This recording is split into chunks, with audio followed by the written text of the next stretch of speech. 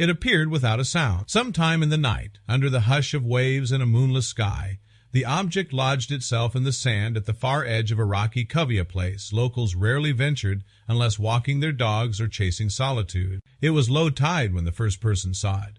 A man named Ray, out early with his golden retriever, noticed something black and strange, half submerged in the shallows, angular and out of place. At first glance, he thought it might be a washed-up boat or part of an old shipwreck. But it wasn't wood, and it wasn't broken. It looked deliberate, black, smooth, metallic, like something military, maybe even a small submarine. But there were no numbers, no flags, no paint, just a surface covered in salt residue and seaweed, crusted with rust around the edges like it had been underwater for decades. Ray stood motionless, the leash hanging limp in his hand. His dog barked once, then went quiet. Something about the scene told both of them to stay still. By the time the sun had climbed over the cliffs, the news had already traveled. Locals came in clusters. First just a few, then a crowd. Phones came out. Pictures were taken. Speculation bloomed. Some said it was a Navy test gone wrong.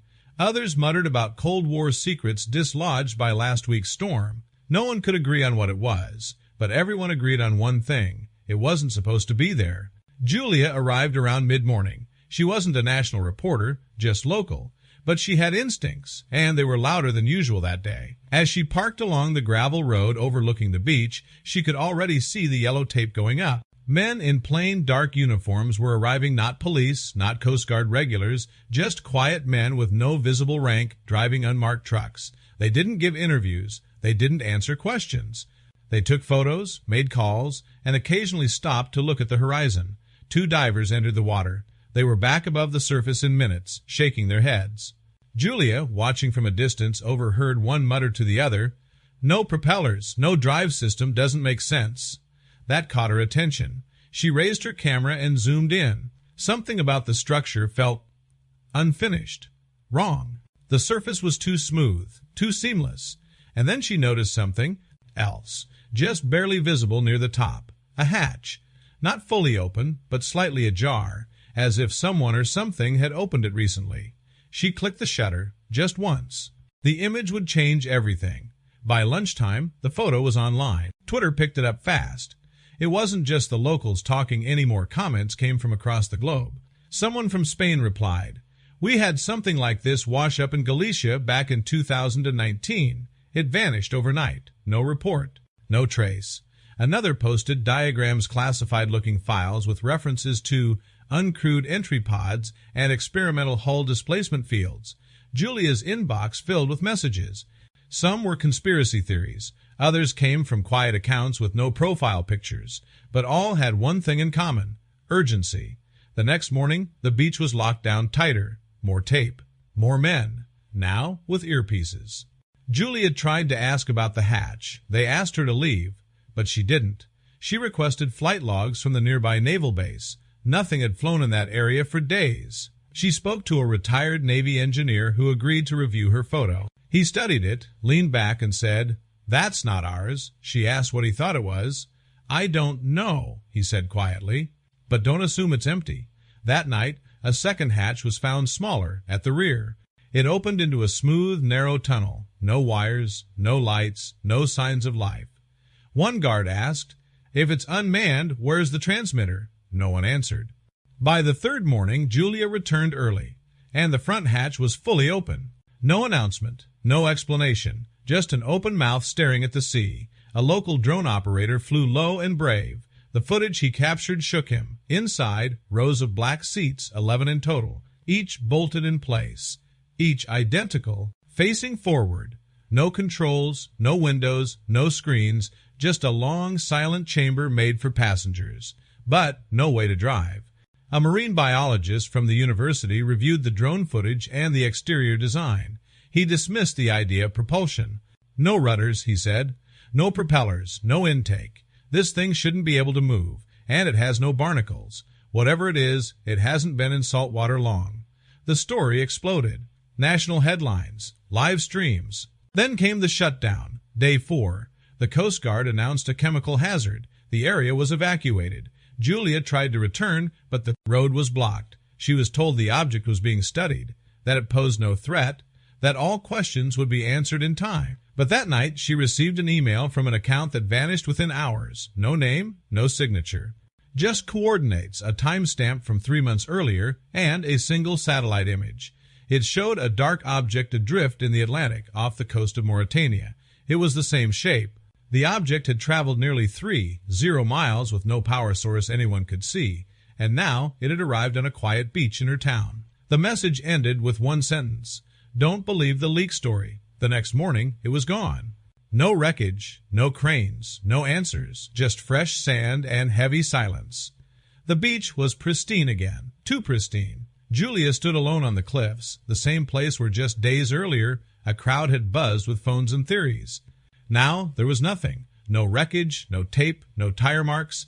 Even the rocks looked swept. It was like the object had never been there.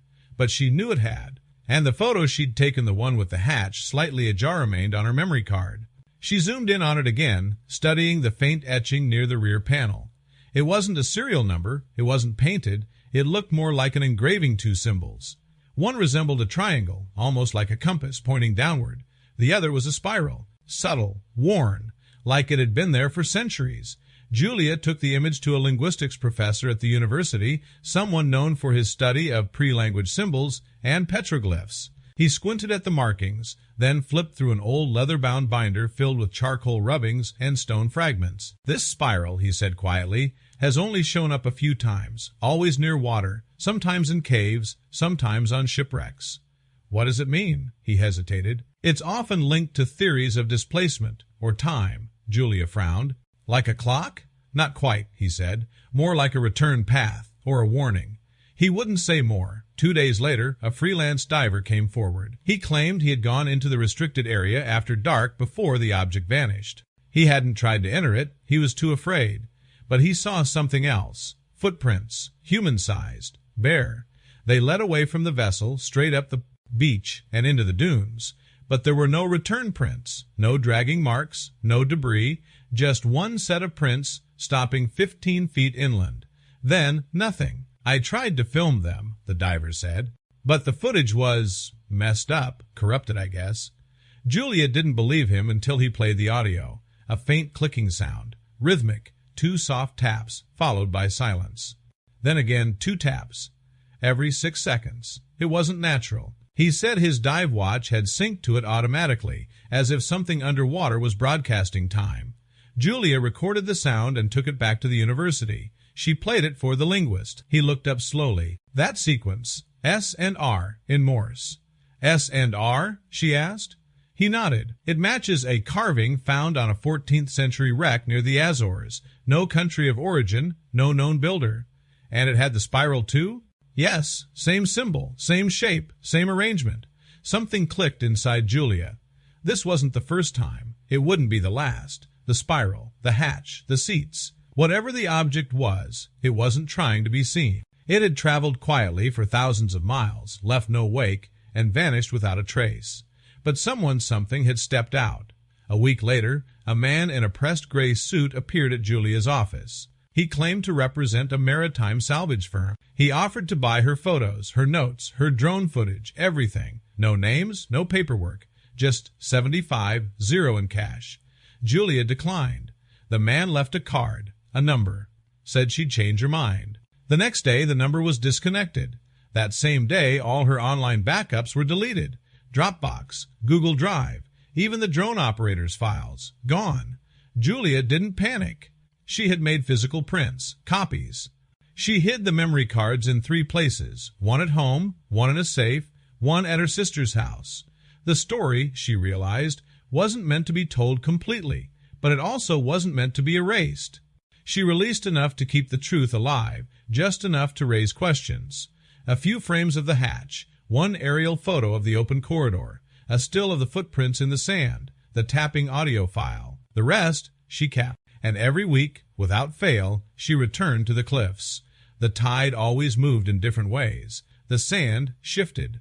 The water glistened the same silver blue as it had that morning when the object first appeared. She stared at that spot often, wondering what it had been. A vessel, yes, but not one built for this century, or even this species. It had no engines, no controls. no traceable origin. And it had no message, no greeting, only seats, 11 of them, facing forward, waiting. And sometimes Julia wondered maybe it hadn't arrived here by mistake. Maybe it hadn't been left. Maybe it had come for someone or something. And maybe, just maybe, it had already left again.